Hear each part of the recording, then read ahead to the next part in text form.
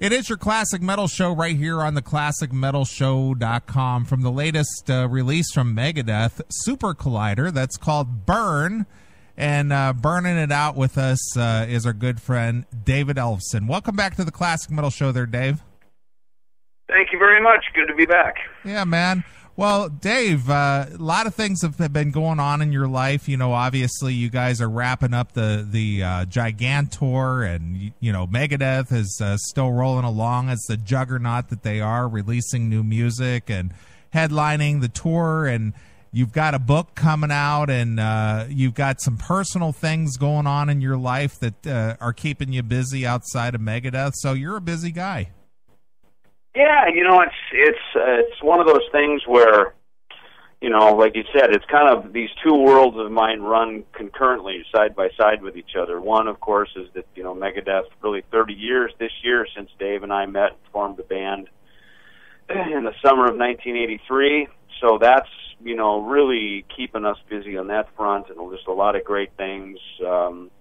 New fans coming into the fold, as well as the old fans wanting to go back and hear classic Megadeth music, as well as, you know, making new records like we do. And then, of course, I've always had my hand in some of my own things, which that really started in the season that I was away from the band.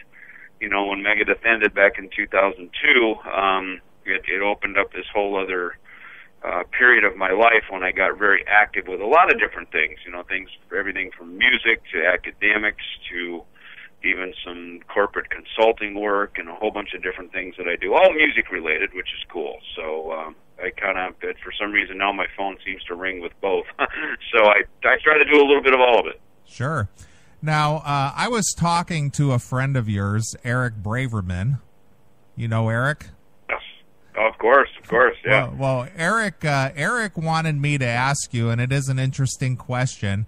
After so many years of Megadeth and all the, you know, the ups and downs you've had and the indulgences and substance abuse and so on and so forth, what makes you so responsible? Well, I think, first of all, I was raised on a farm in rural Minnesota, and I think that work ethic was put into me from a young age. And even though by the time I was 11 years old and I picked up the bass guitar, my sole purpose was to find any way possible I could play that, you know, getting together with buddies, forming bands, going out and gigging and playing.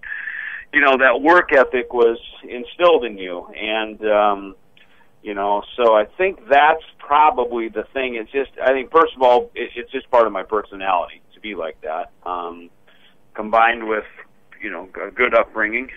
And, you know, and then from there, realizing that, you know, once I got out on my own at age 18 when I moved to California, you realize it's like, okay, I'm on my own. You know, there's no one taking care of me. I gotta suit up and show up and, you know, be self-supporting, as it were. So I think for whatever reason, those things, despite all of the decadence and everything else that happened and the distractions, that those things seem to be at the core of my being, which I'm very thankful for. Sure. Well, you mentioned Megadeth is on their 30th year now, and, you know, looking back, you know, nobody has the foresight to say, you know what, this band's going to last forever, be 30 years or whatever it may be. So many bands are a one and done, and, you know, they have their time in the spotlight, but Megadeth has been one of those very fortunate bands that has had the longevity, and in all reality, Megadeth has outlasted one of the most influential bands out there, Led Zeppelin, by 3 times almost. Yeah, it's kind of amazing, isn't it? You know, we grew up these iconic bands, Zeppelin, the Beatles. I mean, even the Beatles were only around for a few years. Hey, Gilligan's Island, you know? You think about even TV shows that we grew up on that were these iconic shows, and you realize they were only around for a couple of years, you know, the Brady Bunch or whatever, you know, these things. And you know that as you get a little bit older, and especially when you work in show business, and you realize the shelf life of a lot of these things is very, very short, you know? And to be in a rock and roll band, especially that, you know, that is able to sustain like this, you know, I think we paid our dues, and we paid those prices early on. I remember Dave and I and Chris Poland, we shared a 3-bedroom apartment in Silver Lake, East Hollywood area of California, and I remember sitting there watching MTV, and bands would just come up the ranks and blow right past us, sell millions of records all over MTV, and it was easy to be envious of that. And yet, all of a sudden we'd start to, we'd wait up all night long till 12 o'clock midnight to be able to see P-Cells played or Wake Up Dead premiered on Headbangers Ball, and and it just seemed like, God, when is our time going to come? And a lot of those bands we watched blaze past us also blazed right into the ditch, and they're not even around anymore, or they're reunited in some almost rag-torn version of those groups. And so I think for us is we were in the slow lane, but it was steady Eddie, and I think the steady hand is what caused us, or at least allowed us to be able to be here all these years later, rather than the brightest star burns the quickest. Yeah, absolutely. Now, looking back 30 years, what comes to mind? Well, first of all, the formation of it. When I moved to California, doing what I'm doing today in Megadeth was the goal. I mean, that was the goal right from the very beginning. When I picked the bass up, I wanted to be with my buddies in a rock and roll band, tearing it up, just whatever that is, and so by the time years later I was 18, I moved to California, that was the goal. And so when Dave and I met, first of all, I knew that the music was great. It was something that was different, and in order to be great, you have to be different. You can't do what everybody else does. And in L.A. at that time, heavy metal was blowing up. I mean, Ozzy was getting all of his guitar players out of L.A., and the bands like Rats and Motley Crue and all these guys were taking off. Ronnie Dio was broken out solo, and he was taking off, and Def Leppard and all these things. So it was a great time to be in Hollywood. I mean, it really was the epicenter, I think, of the hard rock metal scene at that time. But to know that, Dave and I were doing something different, and Dave obviously had a lot of respect for Metallica. People couldn't wait to hear what his new band was going to sound like. So, I mean, there's certainly, I think, those founding days, I still look back on very fondly. As difficult as the next several years were that followed because of just pure homelessness and being broke, and, Dave didn't have any resources to draw upon. I came from a pretty good family, from a farming background, and I had resources to draw upon, but I didn't go to them, at least financially I didn't. I think sometimes what you make of yourselves, in the difficult times, that I think ultimately shows the character you're going to have in the long run. Sure, absolutely. Well, you mentioned the old days back in the LA days, and Megadeth fortunately got the closing spot on the Decline of Western Civilization, Part 2, the metal years. And let me ask you an honest question. Were you truly appalled by the big hair bands that had a hair that looked like a truck blowing by at 90 miles an hour? Well, the thing of it is, it's like when one or two people do it, it gets your attention, But when everybody's doing it, then it just becomes this annoying fad, and that's when you really start to see the lack of ingenuity and creativity, and everybody's just following after the latest trend. Now, you can't totally blame the musicians, because unfortunately, lots of times the record business, they sign one Motley Crue, now every other label in town wants them. They sign one Guns N' Roses, and all of a sudden every other record company in town wants to have a Guns N' Roses, and that's just the nature of the beast. So, on one hand, musicians, it sucks to be broke, and musicians want to have a shot at it too. So I don't totally fault it, but it comes back to a saying that I really try to live by is, be famous for what you do. Don't just do things to get famous. Right. Obviously, a lot of this is captured in your forthcoming release, My Life with Death. Why don't you tell us about the book you released last year, Unsung, as well as your forthcoming release? Well, Unsung was actually the book, the lyric and poetry book that I did, and that was the book that I put out on Blurb last year, and that really was a lot of lyrics that I had and ideas that I had during, really, it kind of accumulated over I don't know, 2000 to 2002, something like that. It was just sort of a compilation of a lot of lyric ideas, and then of course the new book that I have coming out, the autobiography, My Life with Death. That is really chronicles, I think, the journey of me just as a young kid, and really it's the journey of a musician. It's growing up in rock and roll, finding, as the title is, finding meaning into life in rock and roll, which is the irony of it, because it's we kind of grow up in our professions, whatever they may be, and to grow up in rock and roll, it's almost an oxymoron, because when you're in rock and roll, you're not supposed to grow up. Right. You're supposed to be forever young. Yeah, and I think that's something that a lot of us struggle with, and I think for me it became that crucial point in my mid-20s when I had to put down the drugs and booze and that lifestyle, and that was hard because I was pretty young. I was 25, and while to me I felt like I was about 80 because of the way the partying lifestyle made me feel, getting cleaned up at that early age was clearly the best thing I ever did, because then I had the best years of my life after that. We went in and recorded Rust in Peace.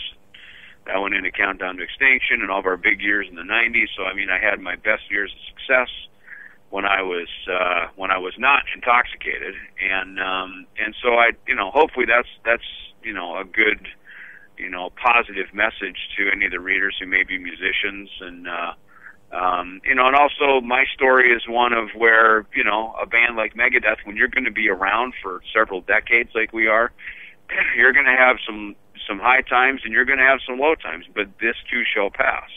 So it's kind of like cherish the good times, because they're not always going to be here, and also don't sweat the trying, difficult times, because those trials are going to pass too. Sure.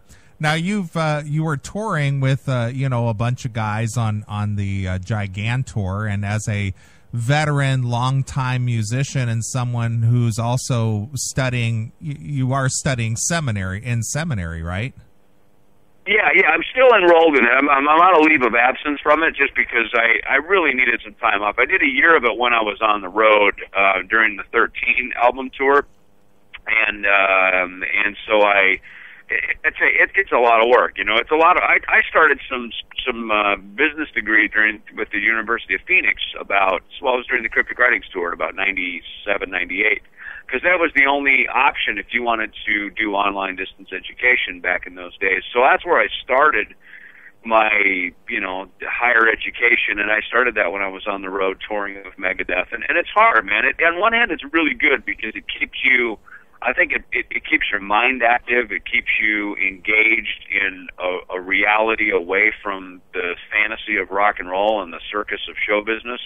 So I like it, and that's why when the opportunity was put before me by my pastor at church about doing the seminary studies, I said, sure, I've done it before, so I know I can be disciplined with it. And I did a year of it, but boy, by the time I did a year of it, I was like, my brain just needs a break right now. Sure. So I took a little time off from it, but it's something that's there for me if I want to go back to it. Right. Well, my question, in regard to that, when you're out on tour with some of your contemporaries, be it a Zakk Wylde or a David Draymond or, any of these guys, mm-hmm. do you find them seeking counsel with you if they're maybe having some personal issues? It's funny. I've actually had someone on this tour, on the Gigantour tour, that came up and actually, did ask me. He said, "Hey, I went through a situation, and if you're doing any kind of devotionals or you got any time for just kind of some one-on-one hang time, I'd love to get with you." So, those opportunities present clearly out of the blue, and I think those are the times when, my experiences that I've been through, the good and the bad, and sometimes the bad experiences can be more of benefit to other people than the good ones can be. So I try to make myself available to it, and in the book, My Life with Death, that really was the point of the book. Is like, yeah, it's certainly a testimonial of a kid with a dream of playing his bass for a living, and that happened. So that's certainly, I think, the main theme of the book. But through it all, there's other opportunities to be able to share with other musicians and other people some of the other things that go along with it. Things that, because there's a lot of things you deal with as a career artist and a career musician, professional musician, that are so far beyond the stage that the audience sees us on. So I thought, this is maybe kind of a cool time to talk about some of those things in the book for me. Sure. Well, I know your time is short here, Dave, and I won't keep you. I could talk to you all night, but one of my curiosities as someone who is faith-based, but is also in what a lot of people would consider a decadent industry, how do you balance the two without one affecting the other? Well, I think the trick is to try to leave the same life, at home that I lead on the road, and vice versa, and to try not to have too much disparity between the two, and I think, certainly being, free of drugs and alcohol helps, because when you, and I'm not talking about people that just kick back a beer and watch a football game. I'm not talking about that. I'm talking about when a little turns into a lot and a lot turns into an addiction. That's a whole nother level that when you're in that, because that's where I used to be. That's where I was back in my early 20s. And when I was that guy, you can wake up in the morning and swear on every Bible there is that, hey, I'm going to clean my act up, I'm going to shape up, I'm not going to do that anymore. But as soon as you start partying again, you're back into it, later that day. And that was the incestuous wheel that I had to get off of, that treadmill. I had to get off of that, So I think once that happens, your conscience comes back and things that are, as I always say, G-O-D, good orderly direction, those things start to come back to you as they're supposed to, because that's a natural part of our makeup as a human being, is to have a conscience. And I think when you follow those things, you stay on the right track. Sure, absolutely. Well, Dave, I tell you what, it's always a pleasure to have you here on the Classic Metal Show. We'd love to have you come back again anytime, and I'm pretty impressed with all your activities, be it the touring or the recording or the writing or the schooling and, all the other things that you're involved with. It's just amazing that there's enough time in the day to cover all those things. Yeah, well, thank you very much. I appreciate it. And, it's just, I've been very blessed, and it's, we only live once, and it seems like just kind of seize the moment. And it seems like the more you say yes to things, the more the phone rings with people wanting you to say yes. So it just kind of becomes this wheel of positivity. Right, absolutely. All right, Dave, well, we appreciate you taking the time to talk to us here on the Classic Metal Show. Maybe when you got more time, you can make a stop back. And as we talked about, Dave has a new book coming out in September, right? My Life with Death? Yeah, actually October 29th is the actual official release date. Yep. Okay, October 29th. And then, of course, Megadeth has their latest release called Super Collider out there. It's available now. And, see Dave and Dave when they come through your town. Good enough? Sounds good, and we will chat in a couple of months. All right, excellent, Dave. All right, well, as a tradition, Dave, we always let our artists pick a closing tune off their latest release. So why don't you pick something off of Super Collider and tell us a quick story about it? Sure. You know what? Let's do the song "Built for War." Actually, Sean Drover wrote most of this tune. Great song, super high energy, has a lot of the just classic Megadeth punch to it, and Sean's such a historian on Megadeth, and the guy just bleeds metal. So let's play that one. This is Built for War. Excellent. Exclusively here on your Classic Metal Show.